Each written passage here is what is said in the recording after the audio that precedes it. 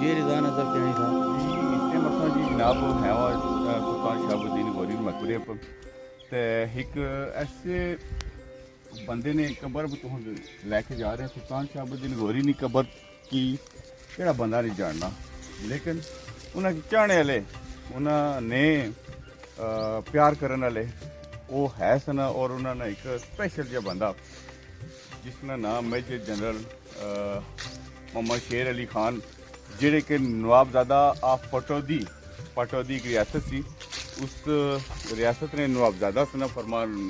ਰਵਾਨ ਉਹਨਾਂ ਨੇ ਕਬਰ ਪਰ ਇਸ ਟਾਈਮ ਅਸਾਂ ਮੌਜੂਦ ਹਾਂ ਇਹ ਤਕਰੀਰ ਸੋ ਇਹ ਡਾਕਟਰ ਕੁਲੀ ਸਾਹਿਬ ਨਾਲ ਸਨ ਮੇਜਰ ਜਨਰਲ ਸਾਹਿਬ ਔਰ ਉਹਨਾਂ ਨੇ ਵਸੀਅਤ ਸੀ ਕਿ ਆਖਰੀ ਟਾਈਮ ਜਾਂ ਮੇਰੀ ਕਬਰ ਜਿਹੜੀ ਹੈ ਨਾ ਉਹ ਸੁਲਤਾਨ ਸ਼ਾਹਬ الدین ਗੌਰੀ ਦੀ ਮਜ਼ਾਰ ਵਿੱਚ ਬਣਾਈ ਜਾਏ ਠੀਕ ਹੈ ਇਹ ਕਬਰ ਪਹਿਲਾਂ ਤਾਂ ਮਦਫੂਨ ਰਹੇਗੀ ਮਗਰ ਉਸ ਤੋਂ ਬਾਅਦ ਇਹਨਾਂ ਨੇ ਕਰ ਲਿਆ ਕਿ ख्वाब ਵਿੱਚ ਉਸ ਵਸੀਅਤ ਦੇ ਬਾਰੇ 'ਚ ਇਲਮ ਹੋਇਆ ਔਰ ਉਸ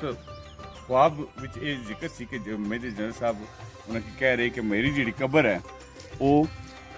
ਸੁਲਤਾਨ ਸ਼ਾਹਬ الدین ਗੌਰੀ ਨੇ ਮਕਬਰੇ ਵਿੱਚ ਬਣਾਈ ਜਾਏ ਔਰ ਉੱਥੇ ਲੈ ਕੇ ਜਾਓ ਜੀ और फिर उसके बाद उन्होंने पूरी फैमिली वो था कि इन्होंने कबर था ना बनाई गई और स्पेशली ये फैमिली वो है जी इंडिया इस टाइम सैफ अली खान जो खान फैमिली है ना फिल्म स्टार जोड़े है ना ये उस फैमिली ने चश्मा चिराग ने जी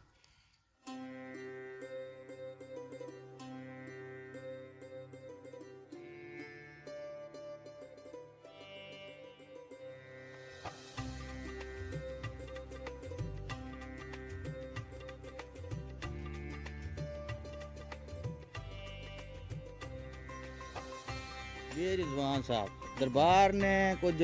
इस तरह बनया क्या हिसाब किताब सी कदीर साहब इत्थे किस तरह आए ये सारियां गल्लां क्योंकि तुसां खानदान ने बंदे हो जिन्होंने ये सारा काम पहले मिले कराया जी जी जितना तक साढ़े सीना बसीना जो साढ़े को नॉलेज है उसने ये कि डॉक्टर साहब इतना असल को ना एक पैड सिकंदराल जगह है ठीक है उत्थे एक डॉक्टर साहब नाल एक मुलाजमत करने पसंद एक बंदे उन्होंने डॉक्टर साहब को दसिया कि इस तरीके नाल कबर है फिर डॉक्टर साहब इतने आए फिर डॉक्टर साहब क्योंकि मुस्तनिद और हकैक पर मबनी चीज़ चाहने से कि वाकई इतना है या नहीं है क्योंकि मुख्तलिफ हवाले ये जिक्र होना है कि जी सुल्तान शहाब الدین गौरी की जी कबर है वो अफगानिस्तान है इतने डॉक्टर साहब ने मुलाकात असन ग्रां ने राजा नमदार अरतासुर साहब सन अल्लाह उन्होंने मफरत कराया उन्होंने मुलाकात हुई और उन्होंने मुख्तलिफ मुलाकात उन्होंने हुई मुख्तलिफ मुलाकात जिसने नमदार साहब ने ज़बानी ये सी कि मैं एक मुलाकात ऐसी भी हुई कि जिसने अस डॉक्टर साहब नाल तकरीबन 3 घंटे माड़ी गुफ्तगू रही उस गुफ्तगू डॉक्टर साहब मुख्तलिफ हवाले तुम्हारे को पूछा कि तुम नमदार साहब किस तरह कह रहे हो कि ये कबर इत्थे ही है वो फिर उन्होंने मुख्तलिफ हवाले मुख्तलिफ किताबों ने हवाले दिते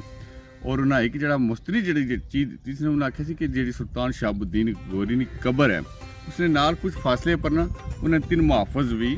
उस उन्होंने कबर भी है ना और बिल्कुल जी इस टाइम तुम आसो इस मकबरे अच्छी तक सो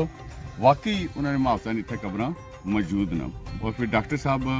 उस तो बाद फिर उन्हें नमदार साहब की आख्या कि मैं तुहानी इन गल्लां तो कन्विंस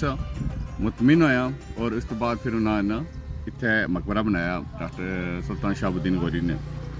इत्थे मकबरा बनाया और बाकी गौरी मज़ैल ये तो इस किसी तारीख में मुताज नहीं लगी ये तो इस टाइम माशाल्लाह असा ने न सिर्फ पाकिस्तान बल्कि तमाम जितने भी इस्लामी मुल्क ना उन्होंने जो इस टाइम अगर कोई पावर है या ताकत का कोई सबब है तो वो ये गौरी मज़ैल है सारा जी सुल्तान शहाब الدین मोहम्मद गौरी साहब सुल्तान शहाब الدین मोहम्मद गौरी साहब ये भी माशाल्लाह इस्लाम की खातर इन्हें बड़ा काम किया है और इन्हें मुख्तलिफ जंगा लड़ियाँ बरसगिरी चाहे कितने हमले किए उस तो बाद आके इतने इन्हें जी है ना इतने शहीद होए और इन्होंने इतना मकबरा इस टाइम मौजूद है स्टोरी भी थोड़ी जी सुना ना मकतलगाह दा खलते हैं या मज़ार है तो थोड़ी जी मुख्तसर स्टोरी जी असां कोल सीना बसीना है वै वो इस तरह है कि इत्थे ने जेड़े इत्थे ने सन या इन्होंने जेड़े पिछे दुश्मनियाँ चलियां सन गजनवी फैमिली नाल मुख्तलिफ हवाले मुख्तलिफ मिथ्स ਇਹਨਾਂ ਨੇ ਅਸ਼ਨੀਆਂ ਵੀ ਇੱਥੇ ਕਿ ਕੁਝ ਕਰਾਮਤੀ ਵੀ ਐਸਾ ਕੁਝ ਖੋਕਰ ਵੀ ਐਸਾ ਕੁਝ ਗਖਣਾ ਨੇ ਵਾਲੇ ਦੇਣੇ ਤੇ ਲੇਕਿਨ ਜੋ ਵੀ ਹੈ ਖੈਰ ਇੱਥੇ ਫਿਰ ਜੰਗਾਂ 'ਚ ਲੋਕ ਅਸ਼ਨੇ ਮਰਨੇ ਮਾਰਨੇ ਸ਼ਹੀਦ ਹੋਣੇ ਸ਼ਹੀਦ ਕਰਨੇ ਬਸ ਇਹ ਤਾਂ ਅੱਲਾਹ ਨਾਲ ਰਸੂਲ ਹੀ ਜਾਣਨਾ ਕਿ ਕਿਆ ਸੱਚ ਹੈ ਔਰ ਕਿਆ ਝੂਠ ਹੈ ਜੀ।